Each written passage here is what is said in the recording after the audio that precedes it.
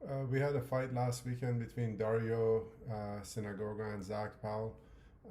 Just quickly going to summarize the events of last weekend so we can get what really happened out in the open, and then this way coaches, agents, fighters can't go out and publicly and say things that are not true, because once this video is up, if anybody says anything otherwise, we'll just share the correspondence that we've saved publicly to show the facts on this matter.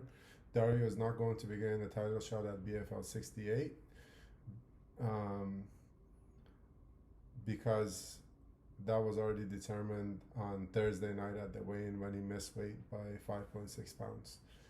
Zack Powell came in 155.6, asked everything that was asked of him to do, made weight, left, his coach stayed behind. Dario shows up an hour late, missed weight by 5.6 pounds.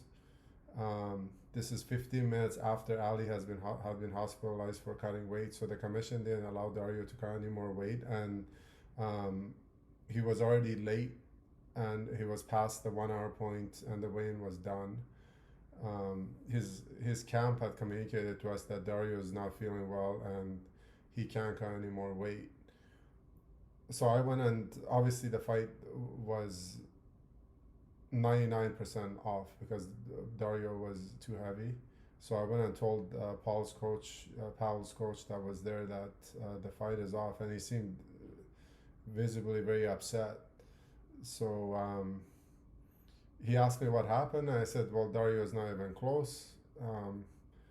He said, is there anything we can do? I said, probably not. I'll go talk to the commission. So I told the commission that the gentleman that did make the weight and did everything that we asked him to do, his coach wants to have a word with you. And Zack's coach that was at the weigh-in advised the commission that I was standing right beside them. He said, Zack is a wrestler. He walks around over 180 pounds. He also cuts a substantial amount of weight to make the 155-pound limit. If we were to make this fight happen, this will be a safe fight because both guys are going to be walking around at relatively a similar weight, since Zack also makes a big weight cut. The commission after that came to me and said, we feel comfortable based on the new information that we have with Zack also cutting a lot of weight that this will be a safe fight, as there's not going to be a big weight discrepancy. So we are okay with potentially allowing this fight. If they can come to terms, we can just sign a catch weight bout agreement. I said, okay. So I went back to Zack's coach that was present at the weigh-in. He said, now I need you to, here's the phone, talk to Zack's other coach and his agent. I said, okay. So I get on the phone with them, and the very first thing I told them, they said, what happened? I said, I don't know what happened with Dario, but I wouldn't take this fight. I said, I'm going to give you a show purse. You don't even have to fight. You made the weight. Let's do this another time. He's way too heavy. This is just too risky for you guys. I told him, as a promoter, obviously this is a big fight. I want the fight, but I'm giving you advice, don't take this fight. They said, well, we still want the fight. Can you still make it happen? I said, maybe. I don't know. What do you guys want? And they said, we want his full purse, and we want him to come in under a certain weight tomorrow, 183 pounds. I said, okay. I asked Dario, and Dario said, I'll forfeit my whole purse. I'll give it to them. So Dario forfeited his whole purse, and he agreed to come under a certain amount of weight the next day. Then the Powell camp said, we also want him to pay our win purse if he doesn't make that weight tomorrow. We don't want him to waste our time. We don't trust him. He hasn't been professional at all. I said, fair enough. Dario said he would pay them out of his pocket, his win purse, also if he doesn't make the weight next day. So we went in the next night. Dario made the weight on scale an hour before I recorded it. I sent it to their agent, to Powell's agent. He said, I'm happy. Let's make the fight happen. He said, you're assuring me that we get Dario's purse also? And I said, yes. And basically they went in, they fought, and that was how they got into the cage. Now let's talk about what happened, the aftermath. We get a message on social media. Powell is upset about the judging. He directly messages our social media. The guy sent it to me. He's going off, I guess, on the promotion, blaming the promotion for the judging, which is ridiculous.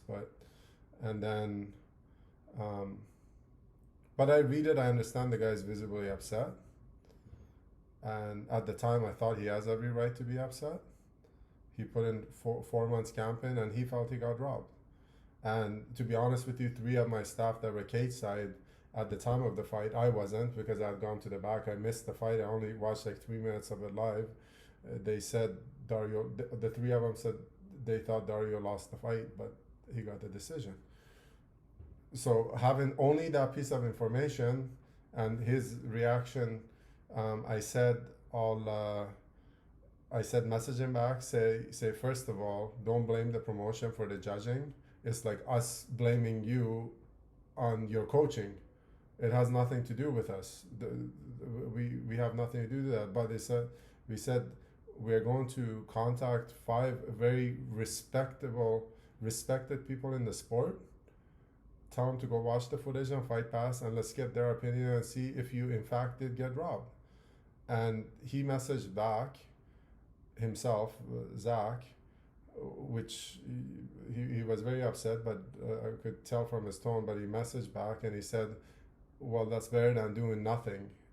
At least contacting 5 people, you're doing something. And we advised him for his agent to be dealing with any problem he has with the judging and with the not with the promotion, but with the commission, because that's not on us. So since then, just to summarize what's happened since I sent the footage to 4 very well-respected people in the sport. I also, obviously, when something like this happens, in my opinion, you need to send it to Matt Hume. Like that's the guy up here. He did the rule book for back in the day for Pride, and he's got more knowledge than almost everybody else in things like this, in my opinion, my humble opinion. But I don't have a direct contact with him, so I've reached out to 2 different people that are kind of close to him to ask him if he could do a favor and get back to us on that fight. The next person, in my opinion, would be Big John. Again, with him, we don't have a direct relationship, but we know people that do, so we've reached out and see if he would give us his opinion and a breakdown of why he thinks he won the fight. In the meantime, we've heard back from 4 very respected, it's not Matt Hume or Big John, but they're right up there, and they've got back to us. And from the feedback is 2 people gave it to Powell, 1 person gave it to Dario, and 1 person is extremely close. It could even be a draw. But from the way that my staff that watched the fight and a lot of the local coaches here, or people are saying, oh, he got robbed, I think we all need to learn the rules, the new rules. Things have changed in the past 2 years, obviously, because when you have people at that level of judging saying that the fight was that close, and we're all sitting here and saying, oh, it was completely wrong, that means we don't understand the rules. And as we get hopefully an answer back from Big John and Matt Hume, we're going to try to post the reasoning of why they think who they pick, so we all know better, so we don't have this kind of stuff happen again. This is not something we have to do, but because this happens all the time at every UFC, whatever, every event, you see it happen all the time now. People are saying the judges were wrong. We're going to do this the one time, so hopefully people are a little bit more, they understand a little bit of what's going on with the judging. But that's on that. With Zack, obviously, we are not a biased promotion. When you sign with us, as you could see in the lead up, we go in when we sign a guy and we find out every single thing.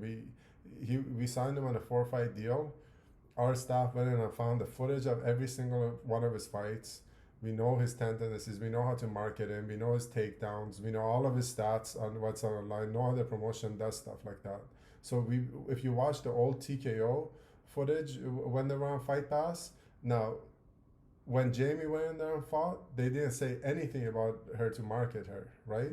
When Suplex Kid was fighting, when he came here, he was surprised of how much we marketed him, how much we knew about him. So this is not a hometown promotion. So we market everybody fairly. Our announcers are not biased. Nobody's biased in this promotion. So if first, my recommendation is understand the judging, and the most important thing is the promotion has nothing to do with the judging. You come here, we treat every fighter with the utmost respect. Everybody knows that. And when things don't go your way, it's not very professional to flip out on the promotion when they've done everything for you. So we respect Zack's camp, we respect Dario's camp, and we respect the commission, and we will continue to do things to the best of our ability with things that we can control. And I think that kind of summarizes everything that happened last week, from the weigh-in to the judging and our roles and responsibilities of what we did.